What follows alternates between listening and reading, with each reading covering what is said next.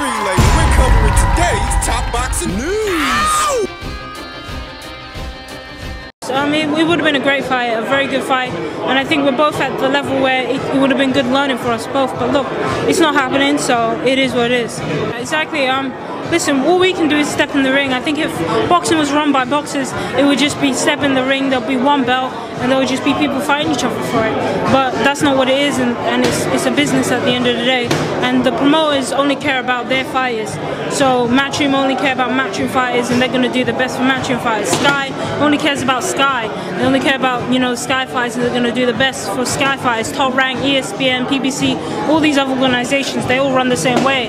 So, if I'm not in a plan of some other organization, I'm not in that plan, so yeah. She's not telling the whole story. Boxers never do. If you're so interested in Matchroom fighters, what separates one Matchroom fighter from the other? What separates a Beatrice Ferreira from a Rhiannon Dixon? Why don't you keep the energy for Beatrice that you have for Rhiannon? Because this situation, you're treating it like it's Rhiannon or nobody. And I know why you're doing it. You can fight Beatrice for the same IBF title, the same blue belt that you were going to fight Rhiannon for. But as soon as Beatrice came into the frame, the energy in the room changed. Suddenly, Matchroom and Matchroom fighters aren't as interesting. Carolyn is fighting this weekend on the undercard of Buatsi versus Aziz. According to Eddie Hearn, who recently caught up with October Red, Carolyn Dubois picked Saturday's fight over the world title shot. He said under the IBF's rules, when you're in negotiations for a world title fight, you cannot have an interim bout.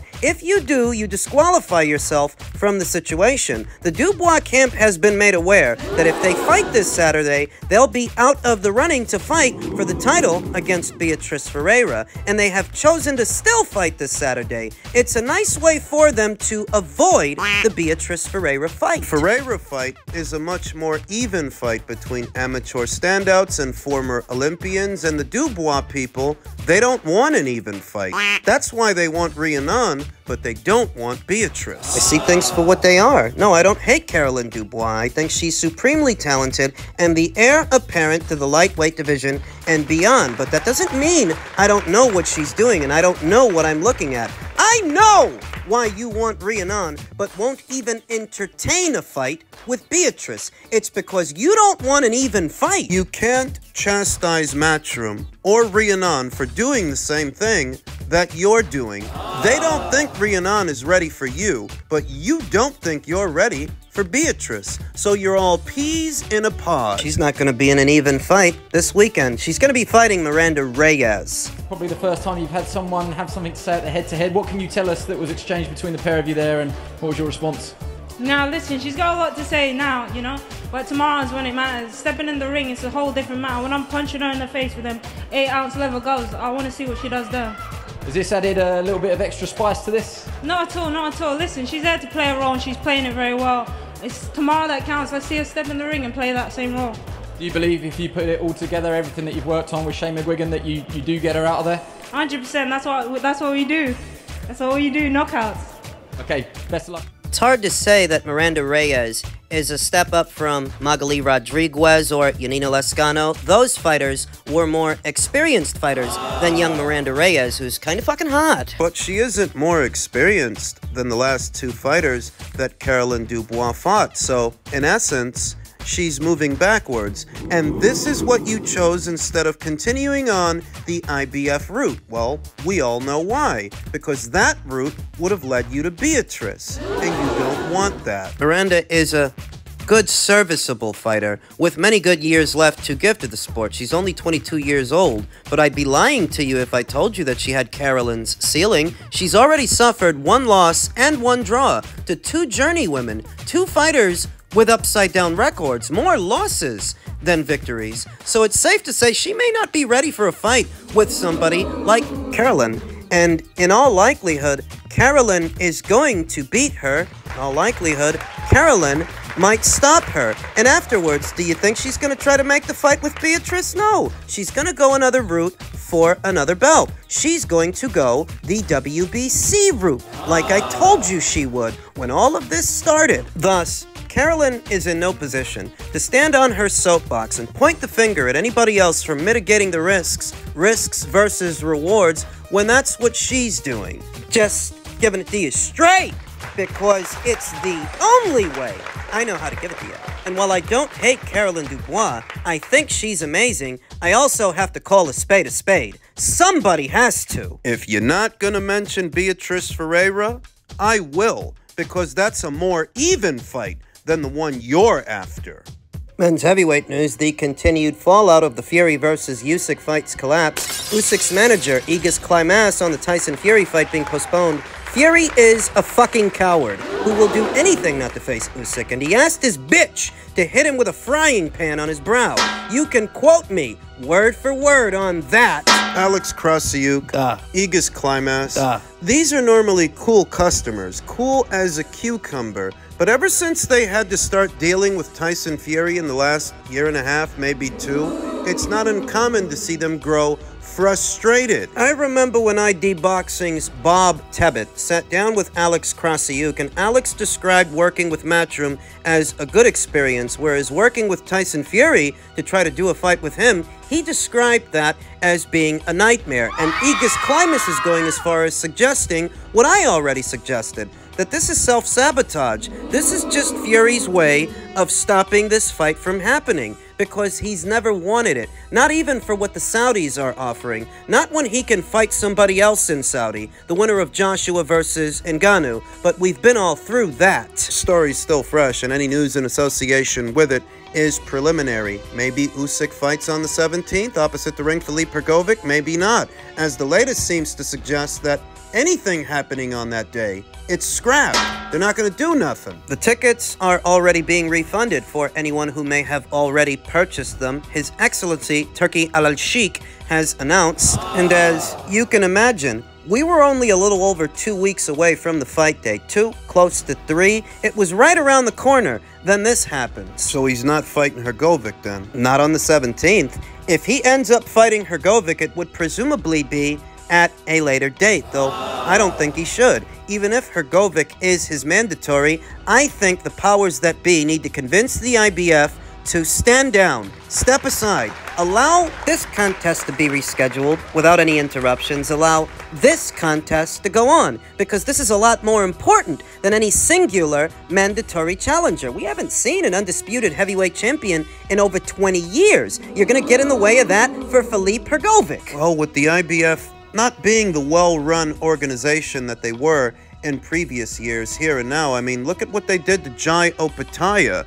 They stripped him. They stripped him for going through with a keep busy fight at a time when Mayris Briedis was not only willing to stand down, he agreed to stand down. He agreed to step aside so that Jai could have a keep busy fight on the premise that they would fight the following year. Mayris Briedis wasn't available anyway, but the IBF still decided to strip Jai. They strip Jai, they order Mayris Briedis versus Zurdo Ramirez in its place, only for Zurdo to go in another direction of another alphabet title. So we're back at square one, and it's back to Jai Opetaia versus Mayris Briedis. The point is, the IBF as an organization, their decision-making, it hasn't been making much sense as of late, and I hope that they can convince them to stand down and allow the contest to be rescheduled. Allow this fight to go on, because it's much more important than Filip Hrgovic. It's about more than just him. Might be at an inconvenience to him, but he can wait. Tyson Fury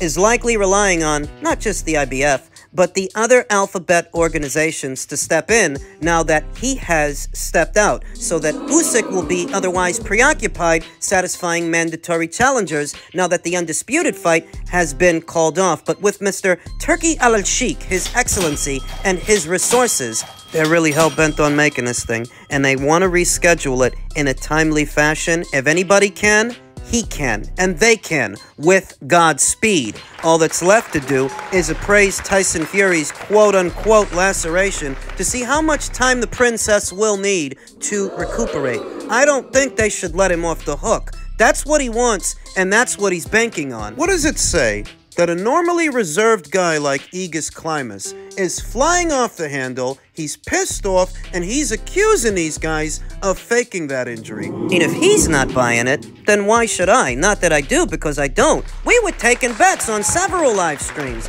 as to when Tyson Fury would find a way to get out of this thing, because it's almost too good to be true. He's backed into a corner. Now you don't have a choice. You have to fight Usyk. You've already had your 2 tune-up fights with Derek Chisora and Francis Ngannou. Now it's time to pay the piper. Knowing Fury, he doesn't want to, because he's a master of dodging his comeuppance. It's still early, the story's still fresh, but I don't see very many individuals in a rush to defend Tyson Fury, though there are always a few. The symbiotic relationship between the journos and the fighters. What used to be the journos are mostly fanboys now that act as another arm of promotion for their preferred fighters, whoever they like. Boxing as a sport and covering it has moved away from print media over the years, and it's the content creators that cover the sport the most now, but many of those content creators are just glorified fans with a camera, getting out their stethoscopes in order to play spin doctor for their favorite fighter. I think that's a difficult job to do right now for Tyson Fury.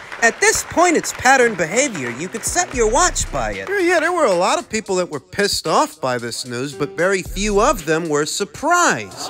The old saying goes that towards the end, you tend to think about the beginning. And Fury is very much towards the end of this spell that he's had everybody on the last 3 or 4 years. Thus, he's resorting to his old tricks, the stuff that he used to do in the beginning. Usyk has to stay the course. He's got to keep the pressure on him. This is a last-ditch effort to get out of this, and Usyk shouldn't let him off the hook, or turkey a la Sheik. He's got to keep his foot on this guy's neck. He's very close to getting this fish. He has to stay the course to do it and wait a while longer.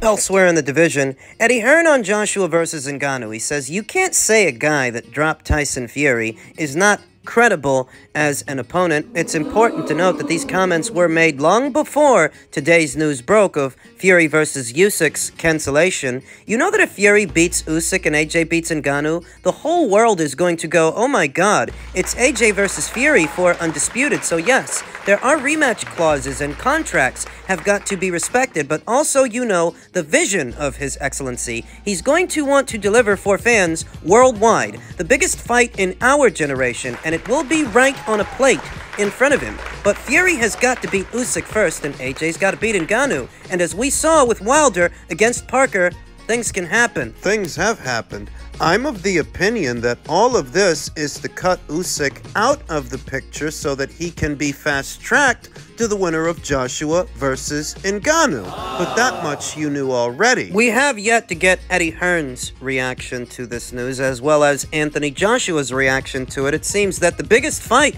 set to go down in Saudi on the schedule is now Anthony Joshua's fight. Fight with Ngannou. The fight with Francis Ngannou that Anthony Joshua is saying, that's my undisputed fight. That's my mentality that I have to have. You notice that you don't have to go through this dog and pony show with Anthony Joshua. You don't have to go through an existential crisis. That's the difference between professionals and trailer trash. Because trailer trash with a silver tongue is still just trailer trash in the US, in the UK. Let me say this again. I'm not focusing on facing the Fury versus Usyk winner, Joshua said to the MMA Hour. I'm going to take my mind. I have to draw it back that Ngannou is my undisputed title fight. That's the mentality I have to have. Ngannou is my undisputed fight because you're only as good as your last fight, and I respect him a lot. He ain't easy money. He's a hard night's work, and you know what's crazy? So am I. I'm a hard night's work for anyone, so let's go. It's going to be fireworks. Once again, these comments from Anthony were made long before today's news broke of Fury versus Usyk's cancellation. I wonder what Anthony's reaction is going to be, because his stock seems to be inadvertently going up based on what's happening with other fighters and their ability or inability to hold up their end of the bargain. Tyson Fury couldn't with Alexander Usyk. Deontay Wilder couldn't with Joseph Parker. Anthony Joshua was initially being positioned to fight longtime divisional rival Deontay Wilder. That scenario fell apart when Wilder suffered an unexpected decision loss to Joseph Parker in December. I thought it might be me and Wilder still because the contracts were signed, and it's still a big fight, Joshua said. It's still an amazing fight. It's a crossover between the UK and the USA, all that good stuff promotional-wise, and it's still a good fight, so no, I kind of let that one slide for, and then it was like Felipe Hrgovic, the Andy Ruiz situation, and then they put Francis there, and my team were like, this is a good opportunity on this day in Saudi Arabia against this opponent. What are you saying? I said, let's roll. Let's go. In the past, amongst the Brits, there was division previous years. Those fans who most identify with a guy like Tyson Fury versus those fans who most identify with a guy like Anthony. What really separates them? Tyson Fury was intended to be the real one. Real. Not the media darling, Real. but the man of the people who represented the people. What people? The dirty people? The shitty people? The people that are addicted to cocaine? What people? He was supposed to be the real one. Him? He's the charlatan. And what they didn't like about Anthony was his squeaky clean image. You know, the whole Golden Boy routine where he's a gold medalist out of the Olympics with a fan-friendly style, and he's also media-friendly, media-trained, so that he can attract corporate sponsorships and big endorsements. There were people out there, and there still are some,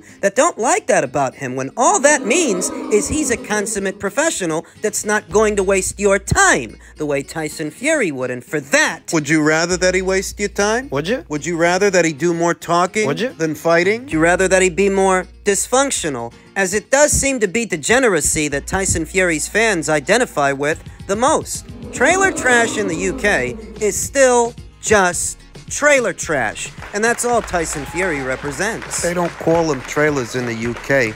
They call them campers, so he's camper trash. Whatever he is, you can thank your lucky stars as a boxing fan, if you are a boxing fan, a real boxing fan, that Anthony is nothing like that guy, that he doesn't put his paying public through this constant rodeo, this dog and pony show every time it's time to fight someone with a pulse. And that's what Francis Ngannou is intended to be, especially now that he's knocked Tyson Fury on his ass. Tyson Fury, who was thought of as being this era's premier heavyweight, going into that fight with a novice, with a guy who never actually boxed as a professional.